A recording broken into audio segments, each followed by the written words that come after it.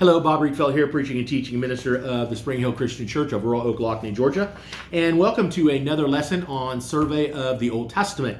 Tonight, we are going to continue our study with just a brief overview and a general introduction to the book of Deuteronomy.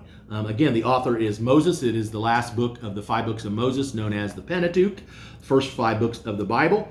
You can see the author's Moses. You can read in the book itself, chapter 31, verse 9 and 24, and also it's quoted in Luke 20, verse 28, where chapter 25 of Deuteronomy, verse 5 and 6 is quoted.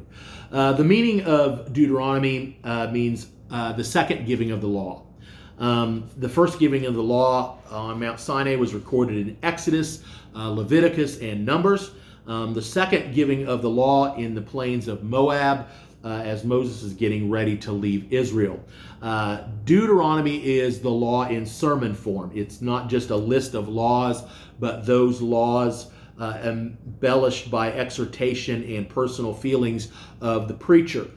Deuteronomy became the more popular version of the law and much more quoted than Exodus. For example, Jesus used Deuteronomy 3 or 4 times to answer the devil in the wilderness.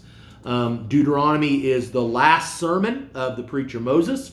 The main theme is obedience. All's love, yet all's law. The key verse or verses would be Deuteronomy chapter 10, verses 12 and 13. Fear the Lord, walk in his ways, love him, and serve him. The key word being obedience, and the key concepts are obedience and promise.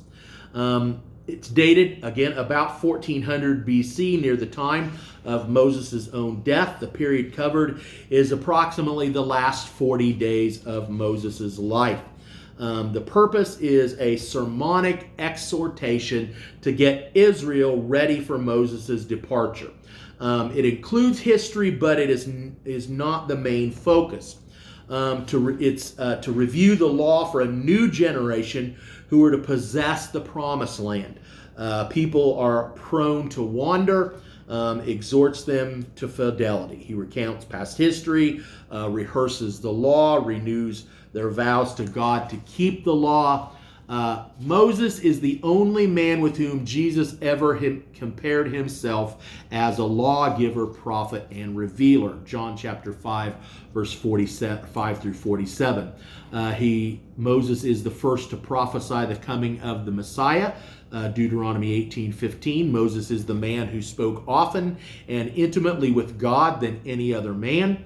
Moses is the man who wrote 1/4 of the Old Testament, the same amount as the New Testament. Moses is the man who had more influence than any other on the thinking and conduct of all of mankind, and Moses is the central figure, household word in Israel for 1,000 years of her history. As far as the content, chapters 1 through 4, Moses' first address, review of Israel's history. Chapters 5 through 26, Moses' second address, repeats the law and the covenant, which is called the Great Address. Chapters 27 and 28, Moses' third address, charge to people to obey the Lord. Chapters 29 and 30, Moses' fourth address, the renewed promise to keep the law. Chapters 31 through 34, the last words of Moses. And chapter 34, the death of Moses. Obviously, the words were still inspired, but written down by Moses' scribe. Lessons that we can learn from Deuteronomy are the severity of God's discipline, that our God is a jealous God. Moses was not allowed to enter the promised land. Why? He showed the wrong spirit in a right cause and thus hindered the deepest truth about his God.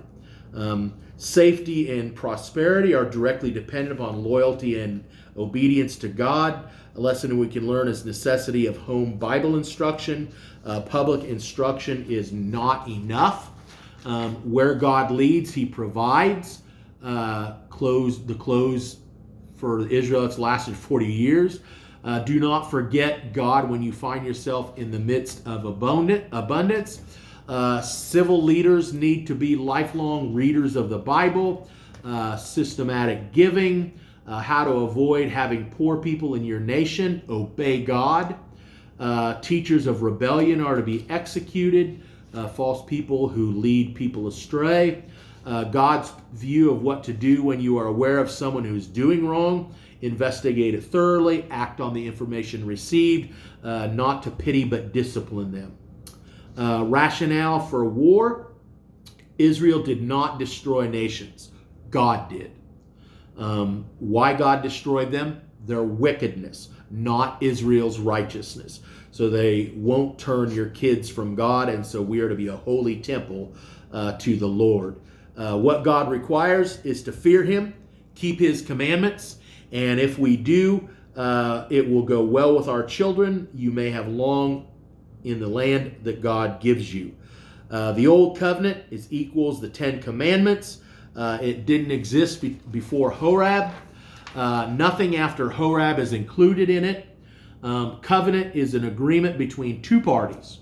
New covenant stated in Hebrews 8, 11, and 12, and the one who breaks the covenant frees others from the covenant. In other words, God is free.